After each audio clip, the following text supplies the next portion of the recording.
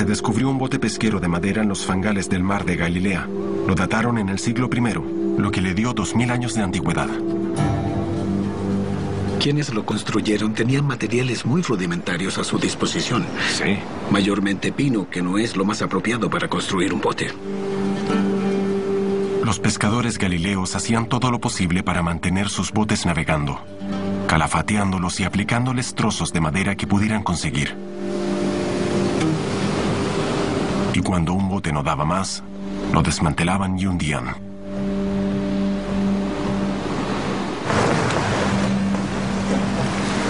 Los pescadores locales no eran los únicos potenciales reclutas de Jesús. Cafarnaúm era una ciudad comercial y atraía una variedad de hombres jóvenes desplazados del campo. Desde un punto de vista estrictamente demográfico, circulaba un gran número de personas que llamaríamos marginados, jóvenes que no podían casarse porque no poseían tierras y lo que con frecuencia hacían era mudarse de las pequeñas aldeas a pueblos mayores, incluso a ciudades.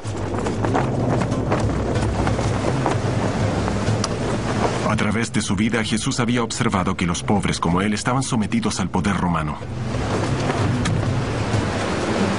Tenían un yugo al cuello, poca comida y los bolsillos vacíos. Una de las maneras en que ese poder se hacía sentir era a través de los impuestos. Y los evangelios hablan sobre los recolectores de impuestos e incluso una aduana existentes en Cafarnaúm.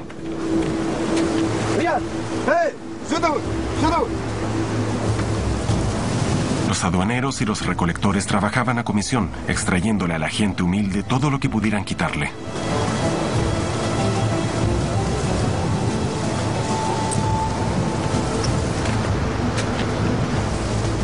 Había impuestos sobre las exportaciones, importaciones y mercancías en el mercado. En algunos lugares había impuesto per cápita, es decir, por el simple hecho de existir. Los campesinos pagaban un impuesto de 12,5% del valor anual de sus cosechas.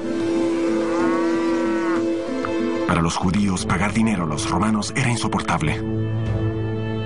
Rachel Haverlock habla con el profesor judío de historia Jack Pastor, quien ha estudiado las cargas impositivas que afectaban al hombre corriente en la Galilea del siglo I. Hay que pensar que ya casi un 30% era recaudado por distintas autoridades antes de que la persona pudiera ocuparse de subsistir, y si se tiene en cuenta que siempre se debía destinar buena parte al pago de deudas, eran muchas las personas que se hallaban al borde de la supervivencia.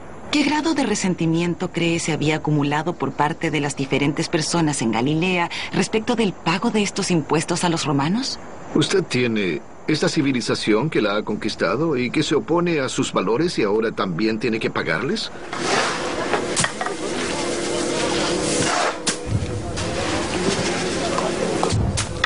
Esta creciente amargura no solo estaba dirigida a los romanos. En ocasiones apuntaba hacia su propia clase dirigente. La élite sacerdotal judía cobraba otro 15% por servicios religiosos y recolectaba diezmos, partes de la producción rural, a veces con apremios desmedidos. El historiador Flavio Josefo describe tácticas agresivas usadas por un alto sacerdote judío. Tenía unos lacayos muy malvados, que obtenían los diezmos con violencia y no vacilaban en golpear a quienes no hacían esos pagos a tiempo.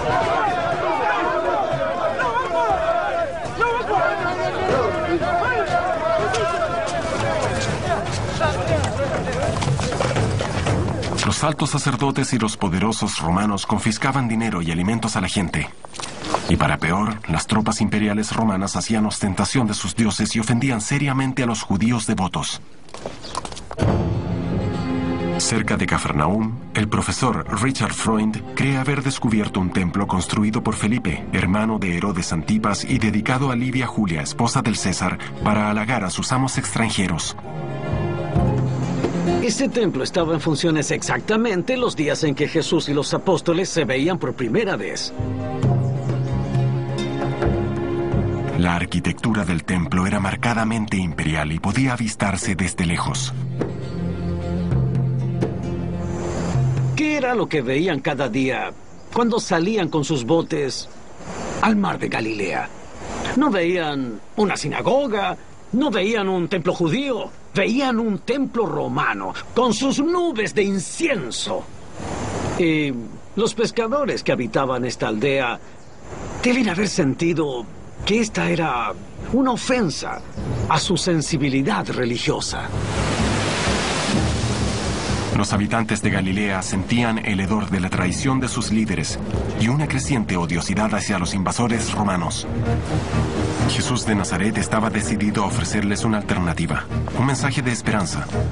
Pero eso podría enfrentarlo duramente con el hombre más poderoso en toda Palestina, el gobernador romano Poncio Pilatos. Cesarea Marítima era una ciudad balneario al más puro estilo romano. Construida por Herodes el Grande el año 20 a.C., era una importante muestra de riqueza y poder en Palestina. Los romanos la adoptaron como la capital de Judea. Poncio Pilatos estableció el palacio de Herodes como su cuartel general. Allen Callahan ha venido a ver la vida de lujo que llevaban los ocupantes romanos. Este es el hipódromo, el estadio de carreras de carros, especialmente construido para ese deporte extremo, que era la Fórmula 1 del mundo antiguo.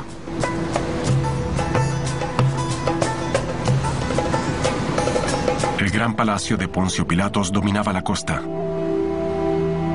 El contraste entre la calidad de vida de Jesús y la de Pilatos era abismante.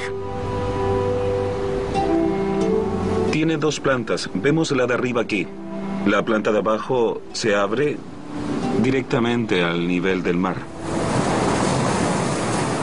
Podemos ver aquí la delineación de la piscina privada. Todavía. Podía despertar en la mañana, contemplar el paisaje y bañarse en la piscina en cualquier momento. Es una mansión perfecta. Sumamente opulenta. No escatimaron en gastos. El fastuoso estilo de vida de Poncio Pilatos era posible mediante la dura explotación del trabajo de los sectores pobres del pueblo. La totalidad de la materia prima, los frutos de la fertilidad natural de la tierra, terminaban en las manos imperiales, en los mercados del imperio. El campo produce, la ciudad lo toma. El rigor de ese sistema era un padecimiento para todos en la región de Palestina. Jesús y sus discípulos querían aliviar al pueblo. Ellos pondrían cabeza abajo ese mundo opulento en defensa de los necesitados.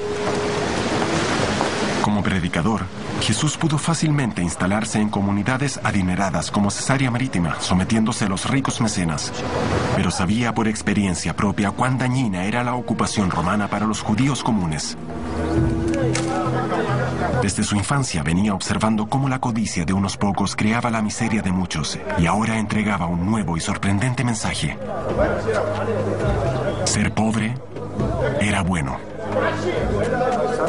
No conservéis vuestro tesoro en la tierra, donde la polilla y el orín corrompen, y donde ladrones penetran y roban, pero haceos de nuevos tesoros en el cielo.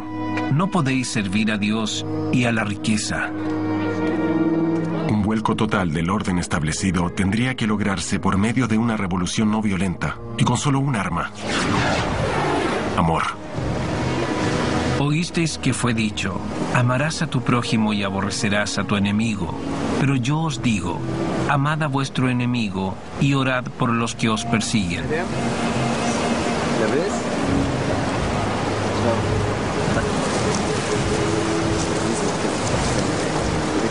Pero Jesús fue más allá de las simples palabras. Empezó a buscar y a proteger a los discriminados: prostitutas, pecadores, enfermos. De acuerdo con los evangelios, incluso comió en la mesa del hombre más repudiado en su comunidad, el recolector de impuestos.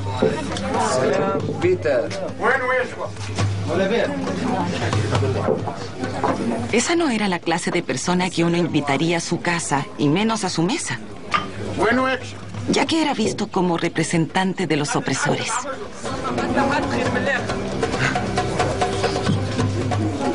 Jesús fue muy explícito en cuanto a lo que pensaba de los recolectores de impuestos, pero aún así no los expulsó ni los marginó. En cambio declaró, ellos son parte de la raíz de nuestro problema social, pero los incorporaré a nuestro movimiento y buscaré la solución de una manera diferente. Jesús vio que los subyugados habitantes de Palestina anhelaban un cambio. Él los liberaría de la opresión, ofreciéndoles una forma totalmente nueva de ver el mundo. Lo más interesante surge cuando comenzamos a ver las conexiones entre las condiciones económicas existentes y la enseñanza de Jesús. Por ejemplo, el pan nuestro de cada día, dánoslo hoy, en el Padre Nuestro. Dios proveerá. Ese fue el mensaje de Jesús, que probaría alimentando al hambriento, curando a los enfermos, desterrando demonios. Todo en nombre de Dios.